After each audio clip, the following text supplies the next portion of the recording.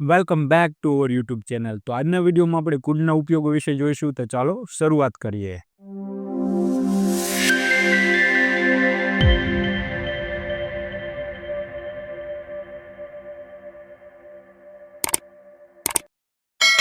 તો શરૂઆત કરતા પહેલા થોડું યાદ કરી લઈએ. આગળના વિડીયોમાં આપણે કેન અને શુડ વિશે શીખી ગયા છીએ. આ વિડીયોમાં આપણે કુડ વિશે શીખીશું, એટલે કે કુડનો કોન્સેપ્ટ ક્લિયર કરીશું.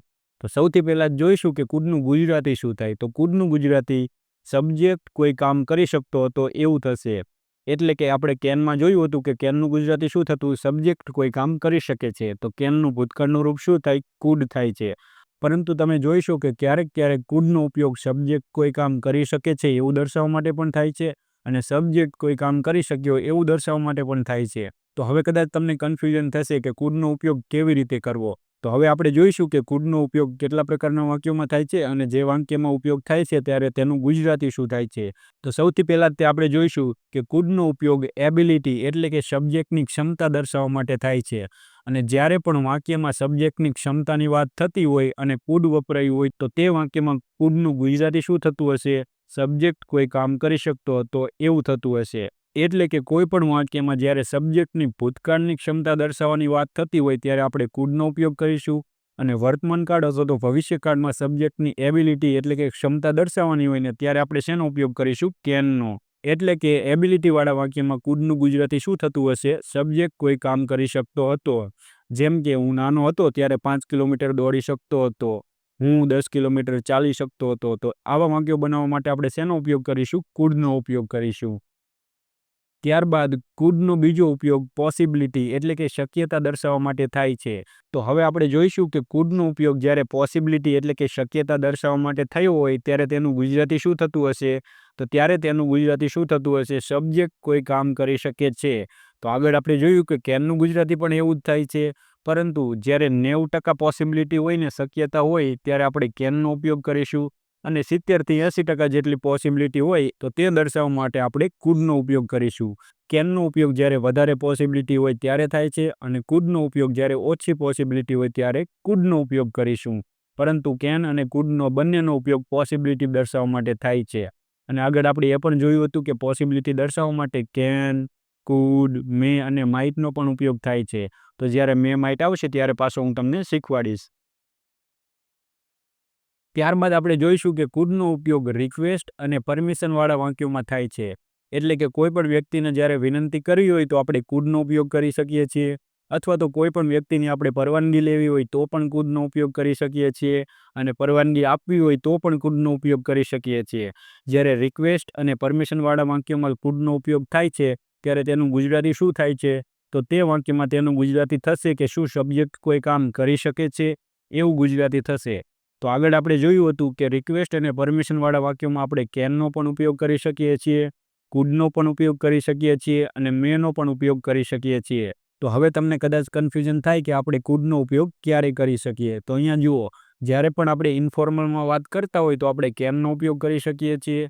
પરંતુ આપણે જ્યારે વધુ વિનમ્રતાથી વિનંતી કરવી હોય ને ત્યારે આપણે શેનો ઉપયોગ કરીશું, કુડનો ઉપયોગ કરીશું. એટલે કે વધારે પોલાઇટ દર્શાવવા માટે આપણે કુડનો ઉપયોગ કરી શકીએ છીએ. જેમ કે શું તમે દરવાજો ખોલી શકો છો, તો આપણે શેનો ઉપયોગ કરીશું, કુડનો ઉપયોગ કરીશું. અને આગળ આપણે વાક્યો જોઈશું એટલે તમને એકદમ ક્લિયર થઈ જાય. અત્યારે ફક્ત તમારે કુડનો ઉપયોગ કેટલા પ્રકારના વાક્યોમાં થાય છે એ જ શીખવાનું છે.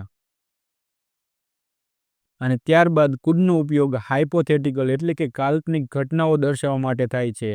અને આવા વાક્યોમાં કુડનું ગુજરાતી શું થતું હશે, સબ્જેક્ટ કોઈ કામ કરી શકતો હતો એવું થતું હશે. ત્યારબાદ કુડનો ઉપયોગ વિશ એટલે કે ઈચ્છા દર્શાવવા માટે થાય છે, અને આવા વાક્યોમાં તેનું ગુજરાતી શું થાત, સબ્જેક્ટ કોઈ કામ કરી શક્યો હોત.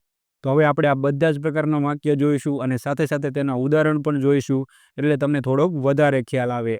અને આગળના વિડીયોમાં આપણે કુડની પ્રેક્ટિસ કરીશું એટલે તમને એકદમ ક્લિયર થઈ જાય. તો આ વિડીયોમાં ફક્ત તમારે કુડની માહિતી જ મેળવવાની છે કે કેટલા પ્રકારના વાક્યોમાં કુડનો ઉપયોગ થાય છે. તો સૌથી પહેલાં આપણે કુડનો ઉપયોગ એબિલિટીવાળા વાક્યોમાં જોઈશું. તો જ્યારે પણ એબિલિટીવાળા વાક્ય હશે ત્યારે કુડનું ગુજરાતી શું આપેલું હશે, તો જ્યારે કોઈ પણ વાક્ય આપેલું હોય અને તે વાક્યમાં સબ્જેક્ટ કોઈ કામ કરી શકતો હતો એવું આપેલું હોય તો તે વાક્યમાં આપણે કુડનો ઉપયોગ કરીશું. જેમ કે અહીંયા જુઓ, હું 5 વર્ષનો હતો ત્યારે હું તરી શકતો હતો. તો આ વાક્ય આપણે શેનાથી બનાવીશું, કુડથી. શા માટે, કારણ કે અહીંયા જુઓ શું આપેલું છે, સબ્જેક્ટ કોઈ કામ કરી શકતો હતો. જેમ કે અહીંયા જુઓ, I could swim when I was 5 years old. ત્યારબાદ તેણી શાળાએ ગયા પહેલા પુસ્તકો વાંચી શકતી હતી. તો અહીંયા શું આપેલું છે? સબ્જેક્ટ કોઈ કામ કરી શકતો હતો. તો એના માટે આપણે શેનો ઉપયોગ કરવાનો? કુડનો. તો અહીંયા જુઓ, she could read books before going to school. તો અહીંયા ફક્ત આપણે માહિતી જ મેળવવાની છે અને ત્યારબાદ આગળના વિડીયોમાં આપણે વાક્ય બનાવતા શીખીશું. તો કુડનો ઉપયોગ એબિલિટી દર્શાવવા માટે થાય છે અને જ્યારે પણ એબિલિટીની વાત ભૂતકાળમાં હોય ત્યારે આપણે કુડનો ઉપયોગ કરીશું અને વર્તમાનકાળ અથવા તો ભવિષ્યકાળમાં હોય તો કેનનો ઉપયોગ કરીશું. તો અહીંયા આપણે કુડ અને કેનના ઉપયોગ વિશે શીખીશું. જેમ કે અહીંયા જુઓ, હું 5 વર્ષનો હતો ત્યારે હું તરી શકતો હતો.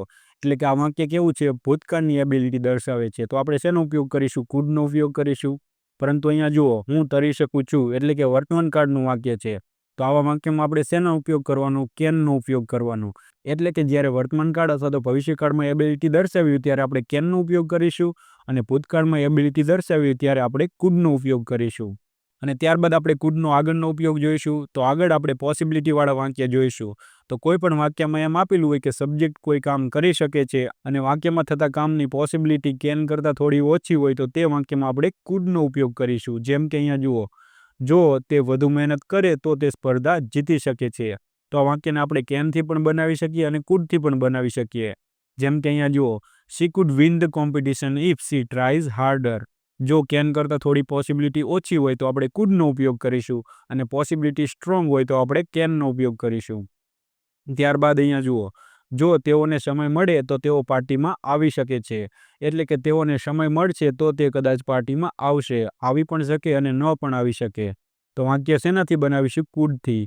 They could come to the party if they get time. તો આ જ વાક્યને આપણે કેનથી પણ બનાવી શકીએ છીએ અને આ જ વાક્યને આપણે મેથી પણ બનાવી શકીએ છીએ અને આ જ વાક્યને આપણે માઇટથી પણ બનાવી શકીએ છીએ. શા માટે?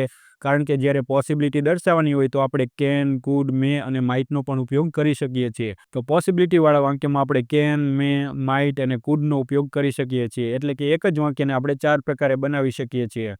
પરંતુ પોસિબિલિટીના જે પર્સન્ટેજ હોય ને એ થોડા વધારે હોય અથવા તો ઓછા હોય. તો હવે આપણે આગળ જોઈશું અને ત્યારબાદ આપણે કુડનો આગળનો ઉપયોગ જોઈશું. તો કોઈ પણ વાક્યમાં સબ્જેક્ટ શું કોઈ કામ કરી શકે છે એવું આપેલું હોય અને તે વાક્યમાં કોઈ રિક્વેસ્ટ કરવામાં આવી હોય અથવા તો પરમિશન આપવામાં આવી હોય તો તે વાક્યને આપણે કુડથી બનાવીશું. જેમ કે અહીંયા જુઓ, શું હું તમારી પેન્સિલ લઈ શકું? તો આ વાક્યને આપણે કુડથી બનાવીશું. Food I take your pencil? તો આ જ વાક્યને આપણે મેથી પણ બનાવી શકીએ અને આ જ વાક્યને આપણે કેનથી પણ બનાવી શકીએ. પરંતુ આપણે જ્યારે વધારે વિનમ્રતાથી કહેવું હોય ત્યારે આપણે કુડનો ઉપયોગ કરીશું. જેમ કે food I take your pencil? શું તમે આ દરવાજો ખોલી શકો છો? Food you open this door? તો જ્યારે આપણે વધારે પોલાઇટનેસ દર્શાવી હોય તો આપણે શેનો ઉપયોગ કરીશું? કુડથી. પરંતુ આ જ વાક્યને તમે કેનથી બનાવો અથવા તો મેથી બનાવો તો ખોટું ન પડે. પરંતુ ખાસ યાદ રાખો, જ્યારે પણ આપણે રિક્વેસ્ટ અથવા તો પરમિશન કરવાની હોય ને ત્યારે આપણે માઇટનો ઉપયોગ કરી શકતા નથી. ફક્ત કેન, કુડ અને મેનો જ ઉપયોગ થશે. પરંતુ પોસિબિલિટીવાળા વાક્યમાં ચારેયનો ઉપયોગ થશે. ત્યારબાદ આપણે કુડનો આગળનો ઉપયોગ જોઈશું. તો કોઈ પણ વાક્યમાં એમ આપેલું હોય કે સબ્જેક્ટ કોઈ કામ કરી શકે એટલે કે સિચ્યુએશન કેવી હોય છે? હાઇપોથેટિકલ એટલે કાલ્પનિક. તો તે વાક્યમાં આપણે કુડનો ઉપયોગ કરીશું. જેમ કે જો મેં વધારે મહેનત કરી હોત તો હું પરીક્ષા પાસ કરી શકે, પરંતુ મેં મહેનત વધારે કરી નથી. જો કરી હોત તો પરીક્ષા પાસ કરી શકે. તો આ વાક્યને આપણે શેનાથી બનાવીશું? કુડથી બનાવીશું. જેમ કે અહીંયા જુઓ, if I studied harder I could pass the exam. ત્યારબાદ જો મારી પાસે પૈસા હોત તો હું નવો ફોન ખરીદી શકે. If I had money I could buy a new phone. તો આ બધા વાક્ય કેવા છે? હાઇપોથેટિકલ સિચ્યુએશનના, એટલે કે કાલ્પનિક વાક્યો છે. આવી કોઈ ઘટના બની નથી, પરંતુ જો આવું થયું હોત તો આવી ઘટના થઈ શકે. અને ત્યારબાદ આપણે કુડનો આગળનો ઉપયોગ જોઈશું. તો કોઈ પણ વાક્યમાં એમ આપેલું હોય કે સબ્જેક્ટ કોઈ કામ કરી શકતો હોત તો એ દર્શાવવા માટે આપણે કુડનો ઉપયોગ કરીશું. અને વાક્ય કેવા હશે? વિશ એટલે કે ઈચ્છા દર્શાવતા. જેમ કે અહીંયા જુઓ, કાશ હું પક્ષીની જેમ ઉડી શકતો હોત. તો આવા વાક્યો તમે કદાચ ઘણીવાર સાંભળ્યા હશે, પરંતુ તમને આ બાબત ખબર ન હોત તો તમે આ વાક્યને બનાવી શકતા નથી. તો વાક્યને આપણે શેનાથી બનાવીશું? કુડથી. જેમ કે I wish I could fly like a bird. ત્યારબાદ કાશ હું અંગ્રેજી બોલી શકતો હોત.